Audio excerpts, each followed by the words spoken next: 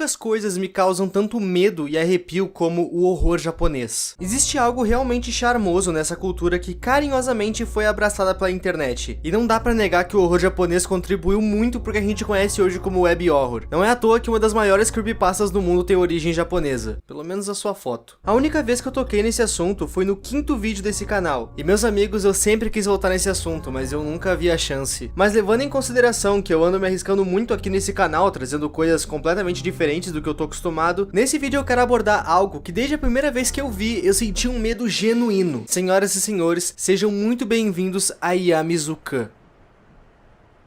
Não sei se eu pronunciei isso certo.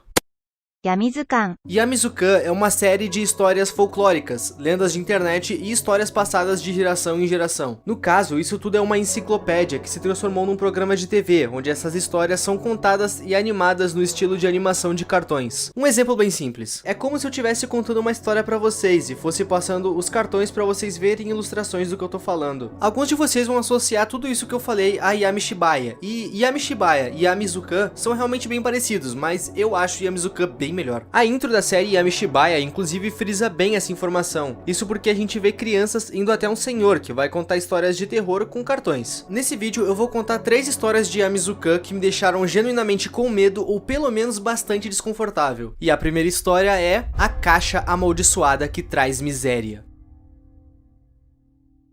Todos os episódios dessa série começam com uma pequena história. Nos é contado que nesse mundo existem coisas na escuridão que nenhum de nós sabe. Mas pra gente descobrir dessa escuridão, basta a gente abrir essa enciclopédia. E enfim começa a história. Nesse mundo existem coisas que a gente jamais deve tocar. E aqui a história não tá falando de pessoas ou coisas do tipo. A história tá se referindo diretamente a objetos. Mais especificamente uma caixa. Essa caixa sela uma terrível maldição. E a gente vai ver as consequências dela de perto. Em 1977, um casal teria se mudado para essa casa. E claro, a corretora de móveis tira todos os móveis da casa quando ela é desocupada. Se tu vai morar nela, tu leva teus próprios móveis. A única coisa que essa corretora não tira é essa pista dessa caixa. E é aí que a coisa fede. No momento que os novos moradores estão recém desempacotando as coisas da mudança, eles notam aquela caixa ali. Eles notam ela ali porque não era uma coisa deles. Ela não veio na mudança. Mas outro fator que fez eles notarem essa caixa também é que ela emitia um som muito baixo. Eles logo deduziram que o outro morador provavelmente tinha deixado ela ali. Só que esse pensamento foi completamente deixado de lado quando eles notaram que tocando na caixa fazia a música dela aumentar. E bom, vocês devem lembrar que a única coisa que não era permitida era tocar nessa caixa. E em menos de 2 meses a conta veio. Um ladrão invadiu a casa e esfaqueou os dois. Simples assim. A prestação de contas dessa caixa não faz nenhum rodeio. Ela é bem direta. Somente 3 anos depois, em 1980, a casa já foi vendida de novo. E eu quero fazer um disclaimer aqui. Seja qual for a equipe imobiliária que tá vendendo essa casa, eles estão de complô com o capeta. Esse cara não me engana. Bafomé!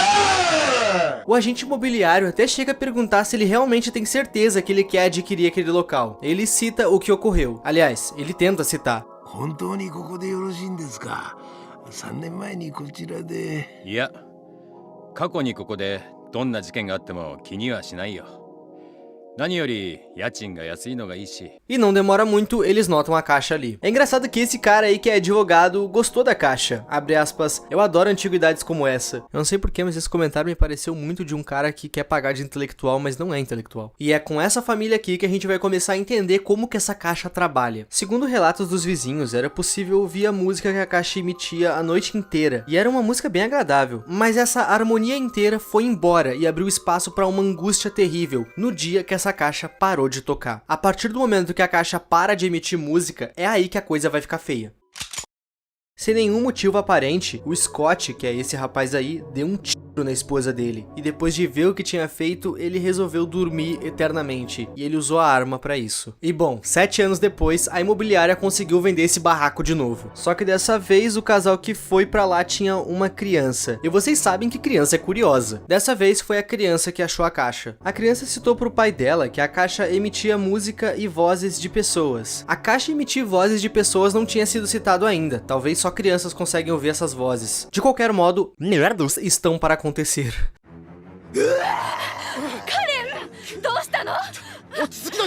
Esse troço aí é aquela doce criança. Aparentemente, o primeiro que toca na caixa é o que vai ser possuído. Isso vale só para os 2 últimos contos. Pela primeira vez, a entidade que tá dentro da caixa se manifesta verbalmente pela criança. E segundo ela mesma, o único objetivo desse cramunhão da caixa aí é destruir famílias. Os pais da menina chamam um padre na tentativa de tentar exorcizar a criança. E ele diz que para se livrar do mal, é necessário queimar a caixa. Ele certamente tirou isso do cu. Ele cita que tudo que toca a caixa tem um fim miserável e que o único jeito de livrar a criança é queimando a caixa. Engraçado é que nessa cena, o pai e o padre estão assustados, mas a mãe parece que tá rindo da filha. Quando o padre tenta colocar o plano dele em prática de queimar a caixa, ele acaba queimando ele mesmo. Top 10 formas de virar link na descrição. Depois do que aconteceu com o padre, a criança vai até os seus pais e diz que vai levar eles pro mundo dos mortos. E ela de fato consegue fazer isso. Ela literalmente rouba a alma dos dois. E no fim, mais uma vez, resta somente a caixa. O narrador diz que a caixa traz fim a tudo que toca ou vê ela, assim como a gente viu ela. É óbvio que nada que acontece nesse desenho se torna realidade com quem assiste. Próximo conto.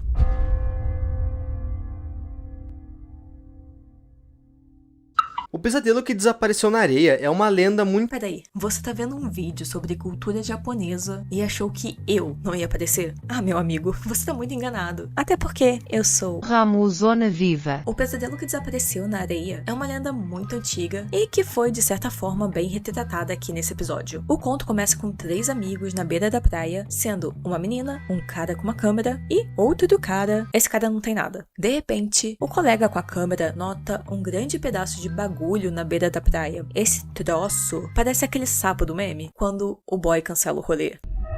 Por curiosidade, o cara da câmera e a moça resolvem lá ver o que é essa coisa encalhada. Quando eles chegam perto, eles notaram que essa coisa enorme solta um futum absurdo, como se tivesse algo podre ali perto. A coisa era coberta de musgo e tinha aproximadamente 3 metros de altura e largura. Na ponta dela havia um olho. Logo, eles pensaram que era um peixe gigante encalhado, mas ele não tinha boca e nem guelras. Mesmo assim, eles resolveram fotografar e vender as fotos para uma revista. Assim, ficariam milionários por terem descoberto uma nova espécie de peixe. Só que o cara sem a câmera não aprovou essa ideia. Segundo ele, era melhor chamar a polícia, até porque isso daí poderia ser perigoso. Os amigos riram dele e da ideia dele, e literalmente falaram: se tu não curtiu o rolê, você pode ir embora. E assim, ele foi. Enquanto o amigo aí ia embora, ele ouve os sons das fotos sendo tiradas, até que de repente, o som parou. Ele olha para trás e os dois haviam sumido. Com isso, ele resolve voltar. Chegando mais perto da coisa, ele encontra somente a câmera. E quando ele vai pegar ela, o que parece ser um olho olha para ele. Então, a criatura se revela. Sua boca estava escondida na areia, exatamente como alguns animais e insetos fazem na natureza. Essa coisa só ataca quando alguém chega perto. De dentro da boca dessa coisa, um braço sai. Era o braço do cara com a câmera. Ele e a moça haviam sido engolidos. E lá dentro da boca do bicho, a gente pode ver restos humanos e ossadas. Daí, já explica o fedor. No final, os 3 acabam sendo pegos por essa criatura e ninguém ouve eles. Esse conto prega que qualquer coisa que esteja encalhada na praia não deve ser perturbada. Isso porque, seja lá o que está parado na praia, vai te atacar rápido o suficiente para ninguém te ouvir, te ver ou lembrar da sua existência. Próximo conto.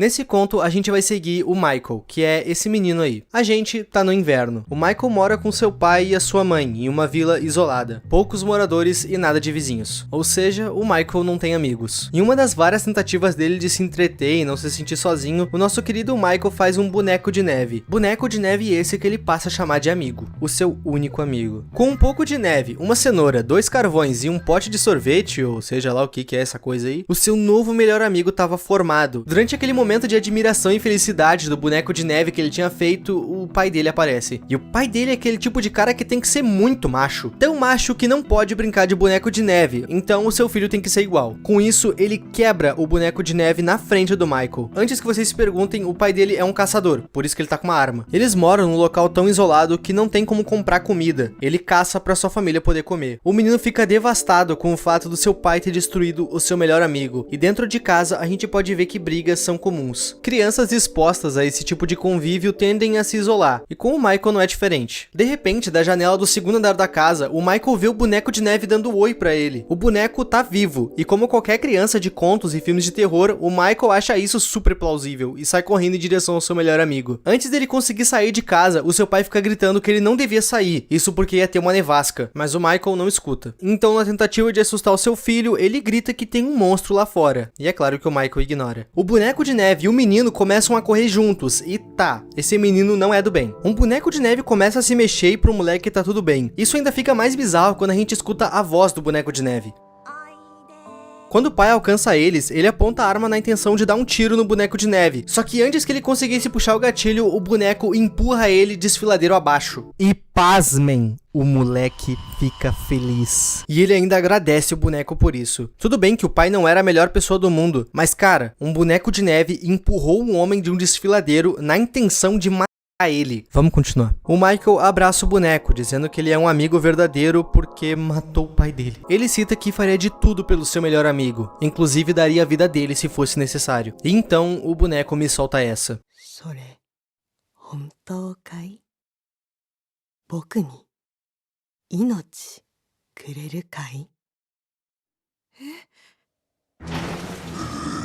Como era de se esperar, esse boneco de neve não é só um boneco. Com o gelo caindo dele, nos é revelado que ele é uma criatura bizarra, braços peludos e garras nos dedos. Lá debaixo do desfiladeiro, o pai do menino chega a gritar pra ele correr e se salvar. A partir daqui fica meio que em aberto o que acontece. Isso porque nós vemos a criatura apertar o menino na parte da cintura. Há quem diga que ele consumiu o menino, ou então que ele teria se alimentado do mesmo. Na cena seguinte, a gente vê o cachecol do menino largado e a criatura indo embora. Esse boneco de neve aqui não era o mesmo boneco de neve que o menino tinha feito. O boneco de neve do menino não criou vida. Essa criatura já estava na espreita. Ela viu na fragilidade do menino uma chance de enganar ele e conseguir uma outra vítima. Meus amigos, vocês acabaram de ver a versão japonesa do Yeti, ou Pé Grande. Bem mais amedrontadora, uma vez que ela engana e mata crianças. Gente, esses são os contos para esse vídeo. Eu não vou colocar mais contos nesse vídeo por medo de copyright e também porque enquanto eu tava escrevendo esse roteiro, eu notei que eu nunca consegui colocar o medo e a angústia que essa série passa falando pra vocês. Isso porque a real angústia que essa série dá, o medo real que ela passa, tá na trilha sonora e na dublagem. Então, eu convido todos vocês a irem assistir essa série. The Road Yamizu-kan tem lá no Crunchyroll e é super acessível. Não, isso aqui não é um vídeo patrocinado, mas bem que podia ser. Enfim, eu espero que vocês tenham gostado desse vídeo. É a segunda vez que eu tô falando especificamente da cultura japonesa aqui nesse canal, então eu tô bastante receoso se vocês vão gostar ou não. Então, me deixem um feedback aí nos comentários, por favor. Se vocês gostarem, eu posso trazer esse tipo de vídeos mais vezes. Valeu demais aos membros e a tu que tá vendo esse vídeo até aqui. O meu nome é Ipe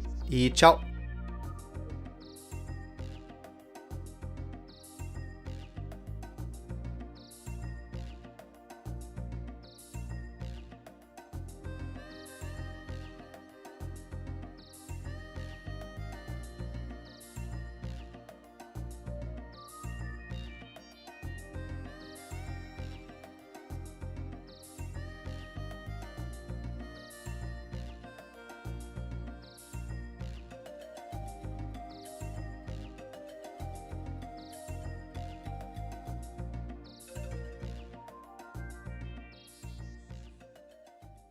Aparentemente o Michael nunca fez.